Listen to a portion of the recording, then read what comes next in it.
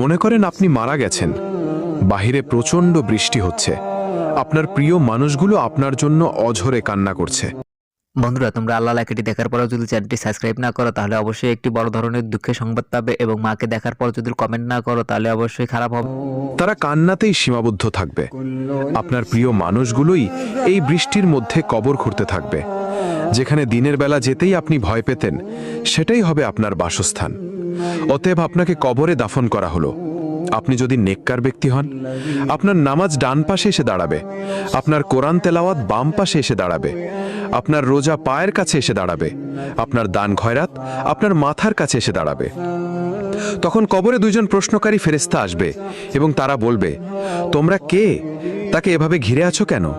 তখন তারা বলবে, আমরা তার নেক আমল, তোমরা চলে যাও, আমরা তার কাছে তোমাদের আসতে দিব না।